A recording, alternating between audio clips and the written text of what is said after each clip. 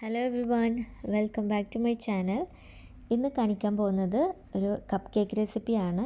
Iranian cupcakes ആണ്. അപ്പോൾ അതെങ്ങനെ ചെയ്യണമെന്ന് നോക്കാം. ആദ്യമായിട്ട് നമുക്കിതിലേക്കുള്ള ഡ്രൈ ഇൻഗ്രീഡിയൻസ് ഒക്കെ ഒന്ന് അരിച്ചെടുക്കാം. അതിനായിട്ട് മൈദ, ബേക്കിംഗ് പൗഡർ, ഉപ്പ് ഇത്രയും എടുത്തിട്ടുള്ളത്. ഇതെല്ലാം കൂടി ഒന്ന് അരിച്ചതിന് ശേഷം മിക്സ് ചെയ്ത് മാറ്റി വയ്ക്കുക. ഇൻഗ്രീഡിയൻസ് ലിസ്റ്റ് താഴെ ഡിസ്ക്രിപ്ഷൻ ബോക്സിൽ ഡീറ്റെയിൽഡ് ആയിട്ട് ഇട്ടിട്ടുണ്ട്. അപ്പോൾ അവിടെ ചെക്ക് ചെയ്താൽ മതി. ഇനി ഇതിലേക്ക് റൂം ടെമ്പറേച്ചറിലുള്ള 3 മുട്ട എടുത്തിട്ടുണ്ട്. അതിനെ നമ്മളൊരു 1 മിനിറ്റ് ഒന്ന് ബീറ്റ് ചെയ്യുക. അതിനുശേഷം പഞ്ചസാര കുറേശ്ശെ ഇട്ട് കൊടുത്ത് നല്ല ഫ്ലഫി ആവണ വരെ വിസ്ക് ചെയ്തിട്ടെടുക്കുക.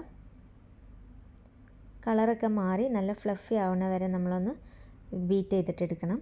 അതിനുശേഷം നമ്മളിതിലേക്ക് 1/2 കപ്പ് ഓയിൽ ഒഴിച്ച് കൊടുക്കുകയാണ്. ഞാൻ സൺഫ്ലവർ ഓയിലാണ് എടുത്തിട്ടുള്ളത്.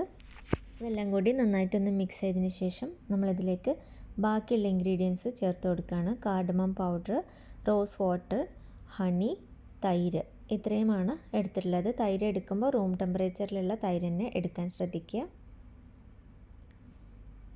ഇതെല്ലാം കൂടി ഒന്ന് മിക്സ് ചെയ്തിട്ട് എടുക്കുക.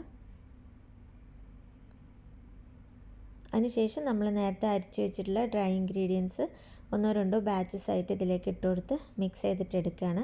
ഈ ഫ്ലോർ ഇട്ട് കഴിഞ്ഞാൽ പിന്നെ നമ്മൾ ഒരുപാട് മിക്സ് ചെയ്യരുത്. അപ്പം കേക്ക്സ് സോഫ്റ്റ് അല്ലാതായി പോവും.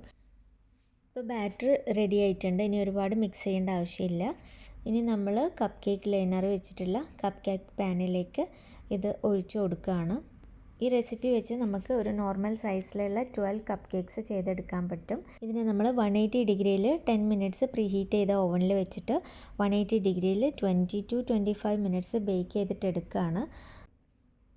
അപ്പോൾ ഇതാ നമ്മുടെ കപ്പ് കേക്ക്സ് റെഡി ആയിട്ടുണ്ട്.